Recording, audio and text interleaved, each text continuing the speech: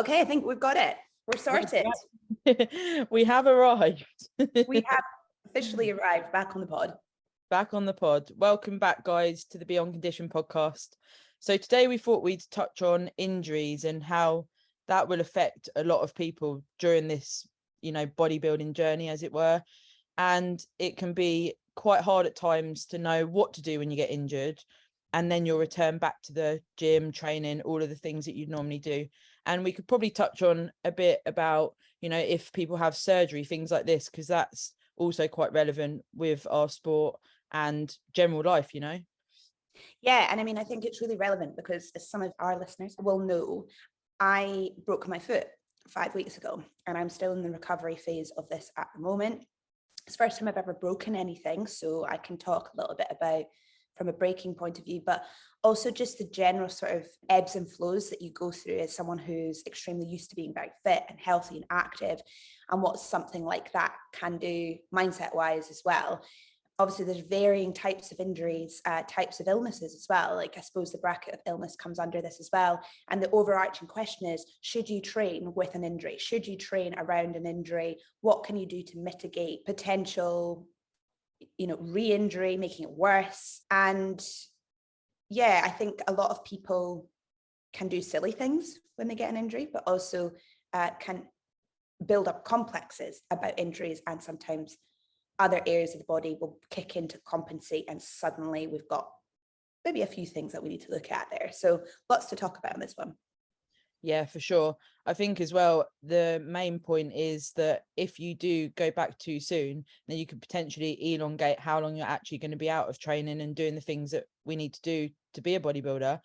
And actually, it's counterproductive to just try and train because you're in that point where you're like, I need to train, and you want that mental stimulation, but it's about perhaps finding other things that can keep you busy during that time, other things you can focus on, rather than just trying to have that tunnel vision on getting back to training too soon.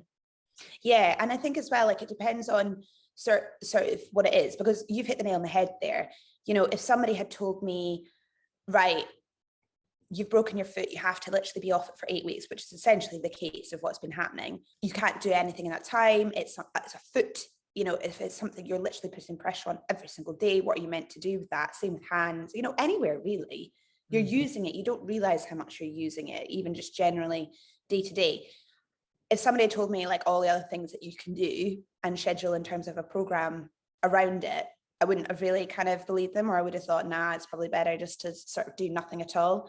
But the body does bounce back very quickly. And there are also other things you can focus on, supplementation, for example, to help the healing process a little bit better. Mindset is massive. It's how you look at something. It's the same in everything. But if you look at something in a negative way, it's going to be really shit and probably going to prolong your recovery phase. If you look at something, okay, it's a bit crap, but there's potential opportunities here for me to look at other things, then you'll be able to perhaps deal with it a lot better. I should say as well, I've done this in both off-season, being now, and I did this in my 2017 pro prep. I went over my ankle, rolled over my ankle, same one, and I actually pulled the ligaments right out, and I had to have all that sort of resorted. And I thought that was my prep over. I mean, I was in the middle of it. I was sprinting 5 times a week. Suddenly that was gone. I was completely not able to perform cardio optimally. I wasn't able to perform legs optimally. So it was horrendous at the time. Did I still complete it, get back on my feet in a much shorter time frame? Yes. And I had to just deal with it. It was just one of those things. Yeah. I think in the prep as well, I broke my arm 4 weeks out from when I competed in Portugal. And at first I was just like, in all honesty, why the fuck has this happened to me? Why do I deserve this? And I went into this sort of like mode where you're like, I'm doing my prep, everything I should be doing, it's going well. Why has this happened? And then I took a step back, like you're sort of describing there, and I thought, okay, so what can I do here? Can I focus on it being a real negative, or can I do what I can and utilize other things during this time?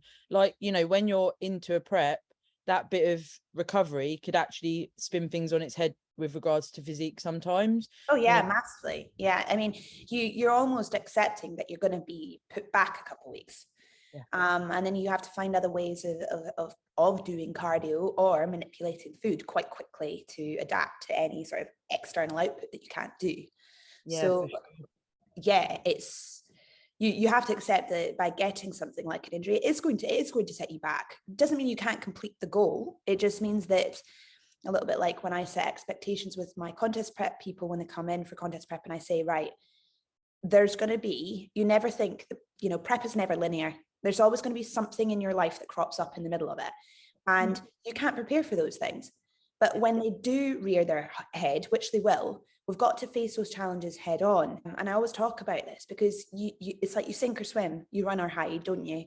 You can give up on everything just because a challenge pops up, or you have to kind of look at the challenge and go, is it still achievable? I mean, obviously some accidents or injuries are going to be completely wipe out, let's be honest. But I suppose where we're talking is that maybe low level, or it is a serious injury, but it's something that potentially you can work around, or you readjust and realign your goal and go, okay, we take contest off the table and we re-go for it next year, but instead we focus on recovery and then perhaps even making more improvements. You could look at it that way. It depends on obviously the seriousness and the circumstance of the person's injury, or circumstance at the time. Yeah. And let's face it, you know, if you pick apart what a bodybuilder does in a day, there is a lot of things that you can still focus on. And you know, even things like, if you don't have a sleep routine, you could establish a sleep routine. If you don't have other interests that, you know, are outside of bodybuilding, you can start to think about other things that are going to be able to, you know, ride you out through this time. And then potentially those things might be something that stay throughout because you've really enjoyed them. And you can, you know, I even was scrolling through, you know, the criteria for my category, the posing, you know, I sorted out booking my makeup, booking my tan, all of the things that sort of take time in a prep day. Sometimes you think, how am I going to fit all these things in? How am I going to do it all? And also, you know, there's times in prep where you can't involve yourself in seeing your family as much, seeing your friends, all of these things that sort of go on the back burner a little bit. You can reestablish those, you know, it's going to make you feel good, but it's definitely worthwhile listening to your medical professional as to how you're going to come back from this as effectively as possible. Also, off the back of that, when I went over on my ankle during a prep, when I went to the physio, they said, go back to your normal leg training, and gave like a time frame. And when I spoke to Stephen, he was like, they don't understand what normal training is for you. So when they say go back to a leg day, they probably think, you know, you're just doing maybe a bit of leg extension, a bit of leg curl, a bit of leg press. So you need to sort of, I guess, bear that in mind, because initially when they said, oh, go back to leg training, my first thought was like, well, I'm visualizing the hack squat. And that's not actually where that needs to be. It's crazy, isn't it? It is. And it is amazing. It is amazing. Like, obviously everyone's body is different. Some of the management tools I've been using around the break of my foot is not being scared to just slightly move it at points. So I'm at the 6.5, so it'll be 7 weeks this week. 7 weeks, So between 6 and 8 weeks is pretty much when they say you're pretty much back to where you can start to properly like do bits and pieces. But I'll be honest, I've been on this since 4. I took the boot off at 4, was meant to take the boot off at 8, but I've been sort of concentrating on what I know, which is keeping the ankle mobile, keeping the blood in the foot. The foot is an extremely small area where blood restriction flow, particularly to your like feet and your external foot, is very limited. So you want to keep like massaging it, slightly maneuvering it, obviously keeping the bone where it is fixed, but the other areas of the foot to keep blood moving through it. So I've been doing that every day, regular foot massage, moving my ankle left, moving my ankle right, flexing up, flexing down. Keep the first 4 weeks, it was rest. So, you know, guys, you know what to do here, but the RICE principle, rest, ice, elevate, compress, or compress, elevate. You've got that tool there is for pretty much every sports injury there is.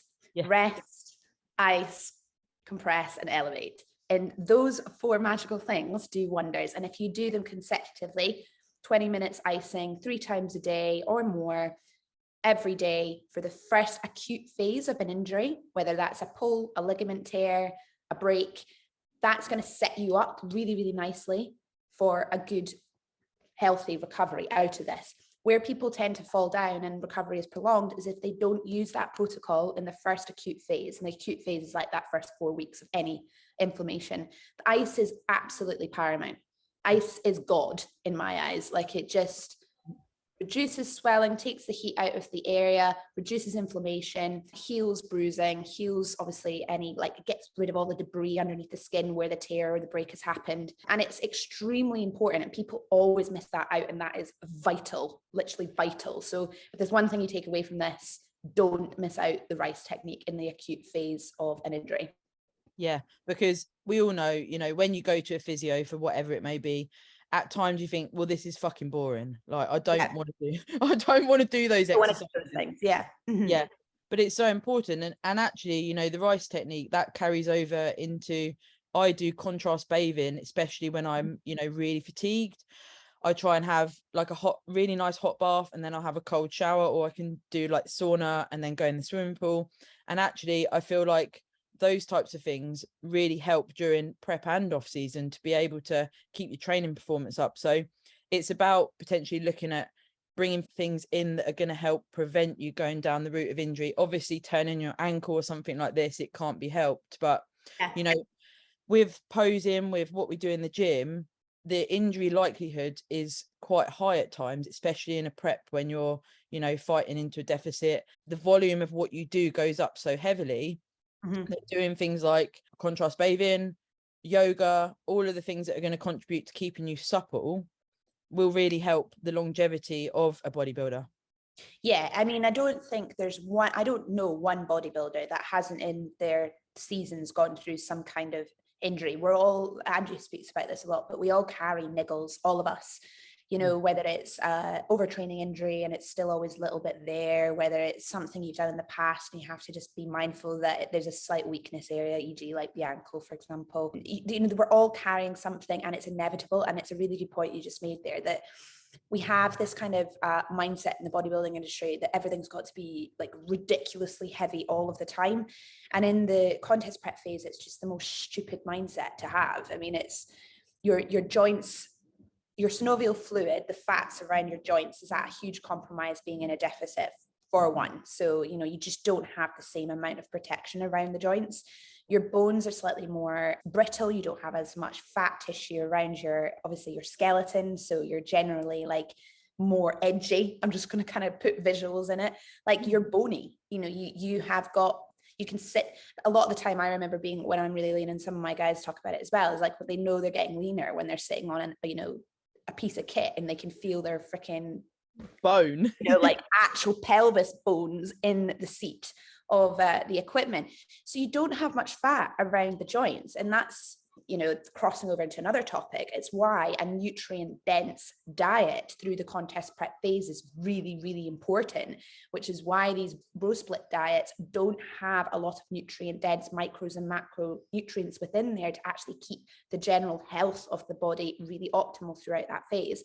You are in a more precarious position. So going in for a 1 rep max on a deadlift isn't really the best plan of action when you're 4 weeks out. It's a really stupid idea. You're just going to put yourself in a dangerous position. And I can count on both hands the amount of athletes I've had in their contest prep phase not really be doing anything pretty crazy, but just not setting their exercise up correctly, maybe going into it too quickly and pulling something, or just overreaching, and because they're tired, they're fatigued, they've just twinged something. So fatigue is going to be giant for potential, you know, injury happening. And so you just need to take your time a little bit more, supplement properly, eat proper foods. Obviously, if you've got your diets properly nutrient dense, and don't be thinking I have to be hitting the weights I did in off season right now in my contest prep. That's not the goal of this phase. Yeah, because you think things like deadlift, you know, compound movements like that, the central nervous system overload there. And actually, you know, I remember when I used to have deadlifts in the program, for like 3, sometimes 4 days, I would feel the fatigue from that movement. And then when you're going back into train and you're doing the volume of steps you need to do and all of the things that contribute to you being a bodybuilder, it's so hard to get through those days because your central nervous system just battered. And then if you know, if you put that into a deficit as well, their injury risk is so much higher. And you know, you're chasing all the time, you're chasing, I want this to be hard, I want to feel like I'm working out. And actually what I've learned more from programming with Tom is that actually for bikini category, you know, a lot of the movements that I was doing aren't necessary, because we're training my physique to fit the criteria. And Yay! Golden line. Yeah, and I've never, we didn't really touch on that with Stephen. You know, it was always like hitting all the muscle groups, and you know, it's night and day difference to programming. I'm really enjoying it. I'm so glad you just said that, because you know, programming for your physique has to be, if you're doing bodybuilding, it has to be specific to the look you're trying to achieve on stage. Yeah. And you're not going to go and do, like, the amount of females I see doing push pull legs, push pull legs, push pull legs, push pull legs, push, and I'm just like, guys, you're a bikini competitor. Yeah. Why are you only doing push pull legs?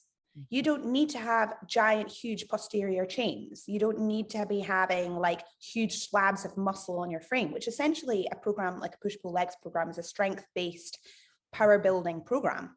You know, a bikini competitor needs beautiful shape, of course needs to lay down tissue, but beautiful shape cap shoulders, nice tiny waist, really good volume to the glutes, hamstrings are, you know, voluminous. You've got that beautiful like taper, but not too much. You don't want to have that giant span of a back, which, you know, potentially doing 3 lots of compounds a week in a push pull legs program will give you. And it's so vital. And I think we get wrapped up, and I see a lot of our, I'm going to call newbies, but people who are new to this come in and they see a lot of their, you know, bodybuilders that they've maybe been following doing these heavy base programs, and they're trendy, you know, they're kind of trending on the gram, they're what everyone's talking about, and just presume that because, you know, a 120 kilo guy over there who's talking the talk and he's great chat is doing it, it's going to be good for me who's a 50 kilo bikini competitor just starting out. And so I think there's so much merit in what you've just said, and that's why programming needs to be specific to the look you're trying to achieve. And another question I always ask my guys is, or girls when they're coming on, is what do you actually want to look like lifetime too? Because do you want to walk around with a giant back and massive muscles and everything else? I mean, not everyone's going to get massive muscles, obviously, but what do you want to look like? Because we can program to achieve the look you want whilst also going towards the look that we need to achieve for being as competitive as we can be on stage.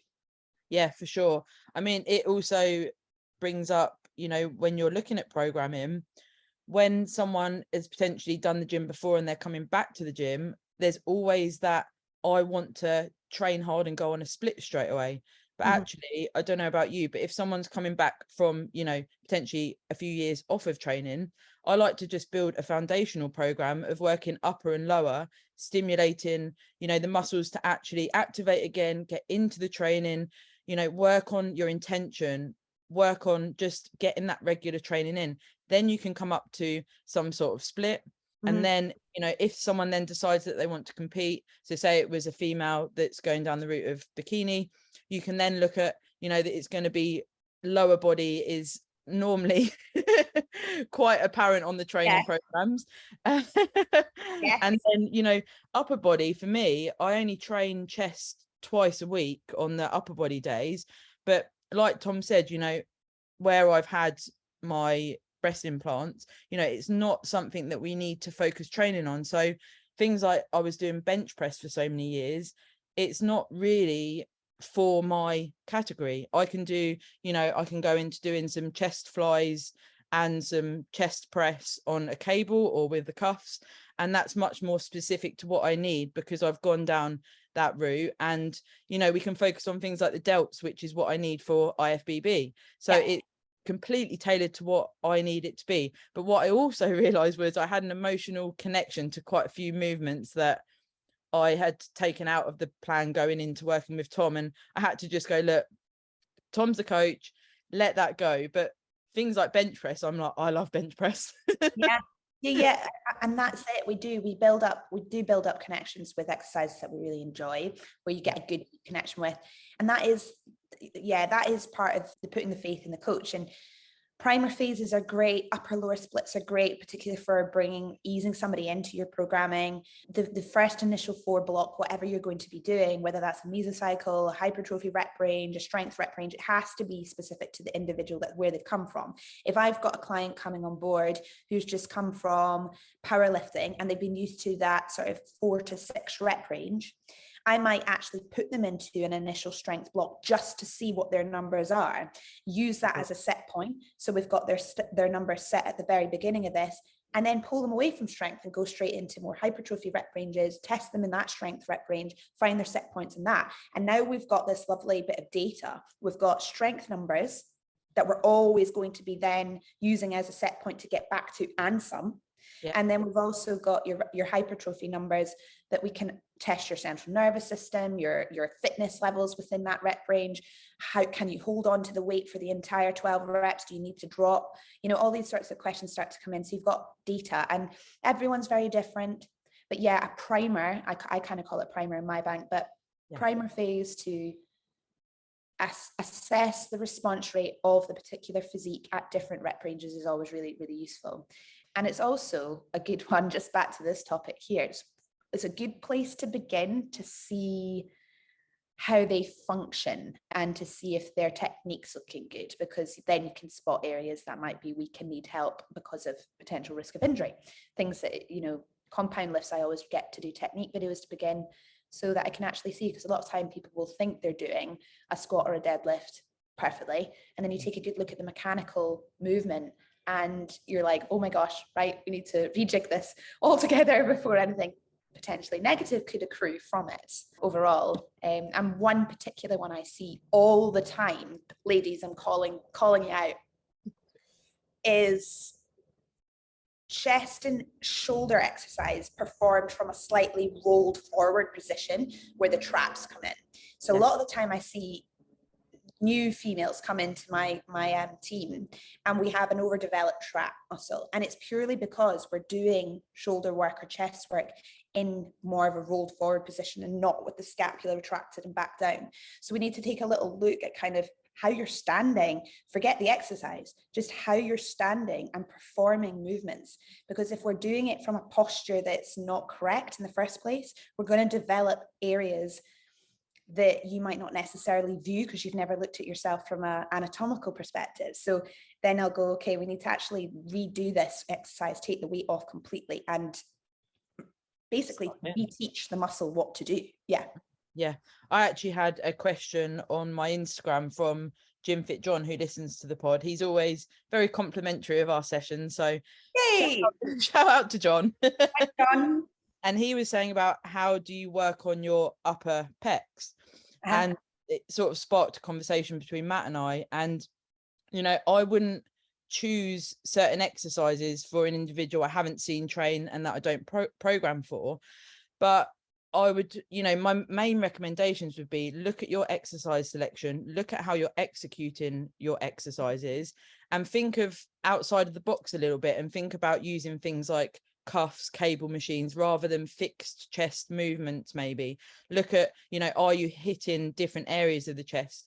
But it's about training it properly rather than, you know, potentially looking at the set exercises like you see that you see on the gram or you've looked at on Google, and it's just your basic exercises. It's maybe looking at different things that you can contribute to that working the upper pecs, rather than just thinking, oh, I need to do bench press and barbell press, you know, or dumbbell press.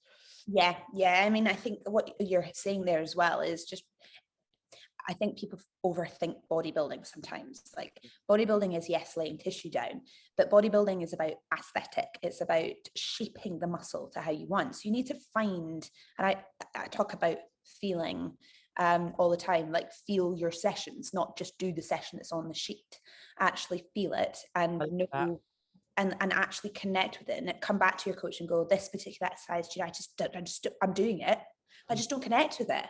Well, then we're not feeling it. It doesn't work for your particular body in that particular plane. Maybe we need to change maybe we need to change the grip. Maybe we need to change where you put emphasis on. Maybe we need to actually take the entire exercise out and find an exercise that does connect with the area properly and shape feel the tissue working. That's when you know you're actually sculpting and moving the muscle into sort of an area you need it to feel the contraction, to then increase the muscle fibers, blood flow, and know how to then, grow that muscle. It's so important. Like it's a bit like anything in life. Sometimes we just get into processes where we do, like, I just do this program. But then you have to remember, you need to connect with the program. It's like anything. If you're not connecting with it, you might not actually be stimulating that muscle very well. And therefore it's kind of a pointless exercise. We need to change something. I think that's very common with back as well. You see a lot of people say lat pull down. It's like this fixed pain movement. Yeah, I see it all the time. Yeah. Mm-hmm. And there's no flexibility going through the lower back. There's no, bringing the chest up towards the bar. Lifting chest. Yeah. Contracting shoulder blades. Like stopping short of the top, so you keep the tension on, like all of these little things. But these are, I suppose I always come back to, these are advanced training techniques. Unless somebody's actually physically shown you or told you how to do those things, you're not going to do them. It's like anything, you just wouldn't, because you don't know. But yeah, these are all so vital. And certainly if you're training with an injury, or if you're training with something that you need to work around, they're even more important, because then good technique is going to allow any kind of little niggle to hopefully sort itself out if you're using the correct sort of intervention at the time. Good training, and then all the other bits and pieces around it. Maybe for example, if it's an elbow, using elbow sleeves. If it's a knee pain, using knee sleeves. If it's small shoulder injury, maybe you're needing to use alongside your rice things like deep heat or muscle rub, or one I totally recommend to everyone, which I love to pieces, is CBD rub.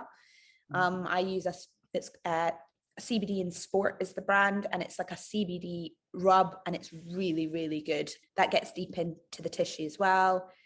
Like you said, back to what you were saying before about the contrast type of method. So heat, cold, heat, cold, heat, cold is really, really helpful. And then really like kinesiology tape as well. Yeah, I swear by, I had that on my foot all around Amsterdam, bright bloody blue. I couldn't find any black. So it's one of those things you just want to subtly put on and not draw too much attention to. And the colors are like neon pink and neon blue. And Union Jack. But that kinesiology tape, if you know how to use it properly, I can't stress this enough, go on YouTube if you're going to use kinesiology tape, because there is a method to how you place it that actually works. Otherwise you could do a little bit more damage, because it's strong stuff. It does work. And then of course, just trusting massage and physio. Go see your massage therapist and physiotherapist. It's worth it. Because we're not, obviously, we can't give thorough advice on this, but you will have the professionals in there to be able to do sports massage therapy. Physiotherapists, chiropractors will realign. Physiotherapists are kind of the ones that do more of the work though. And then the kind of initial interim things that you don't want to do for too long for gut health reasons, but anti-inflammatories. You need to take a little bit of pain relief for a while. So these are things to bear in mind alongside great technique to mitigate injury, or certainly to help it recover.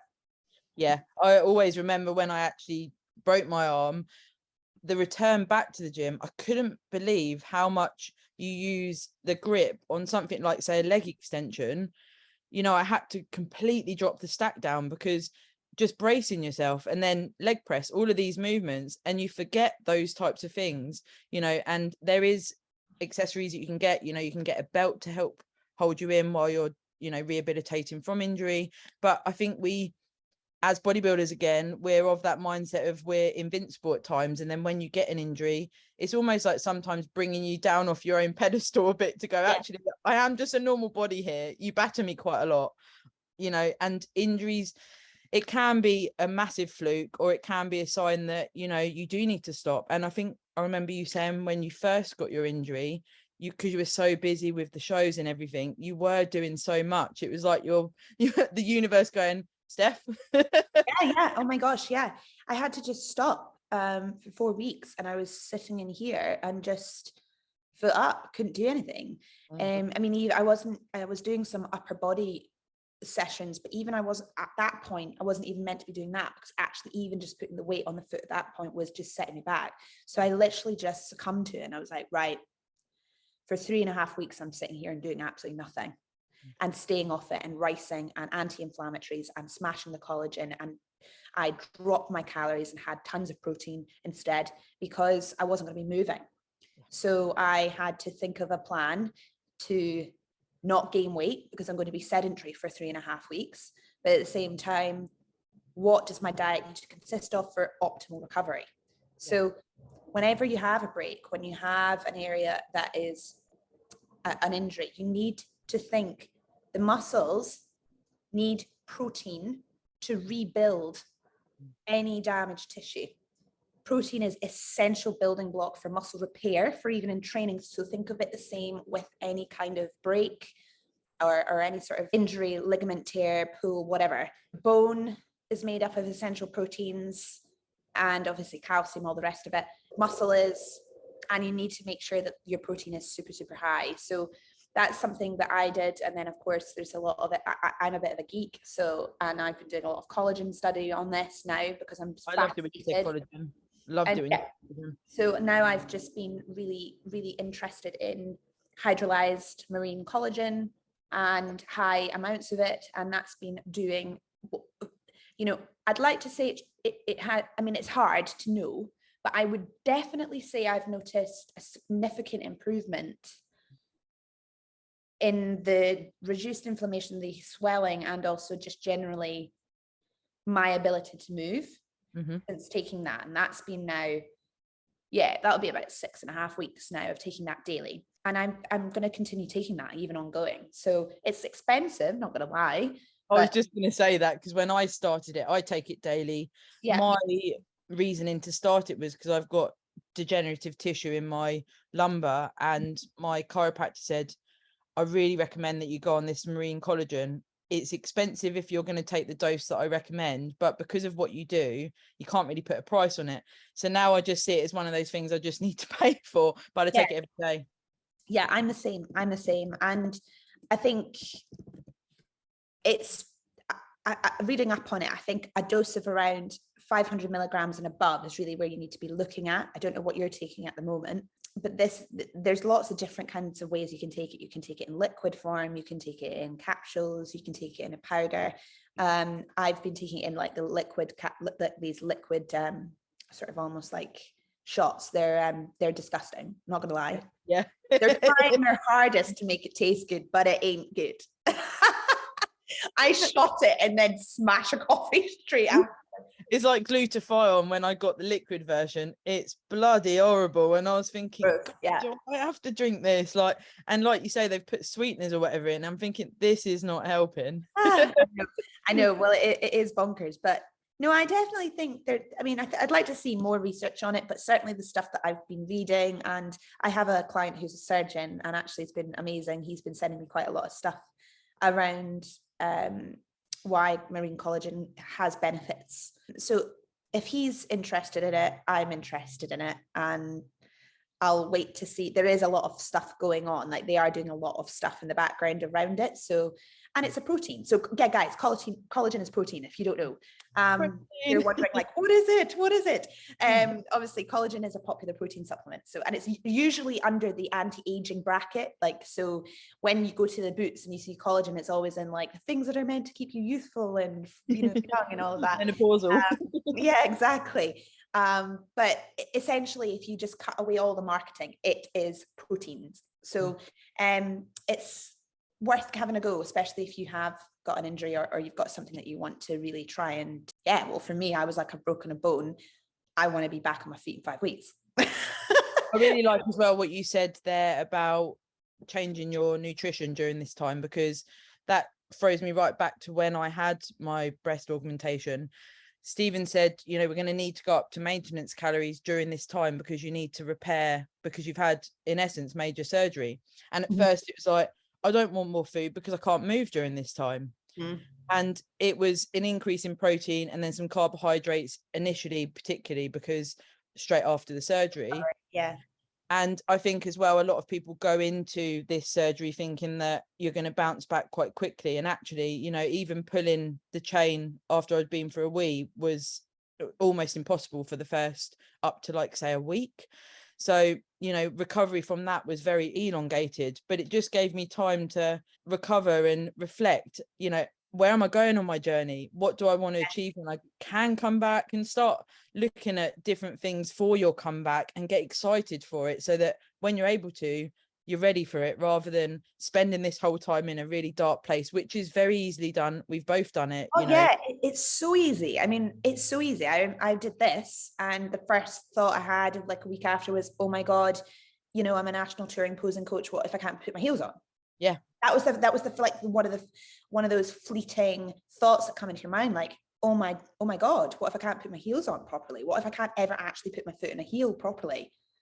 And you become so dramatic, don't you? Because you completely and utterly catastrophize. And of course, like, you know, just another great thing, positive on this, is if you break something, right, the bone comes back 10 times stronger, which is amazing.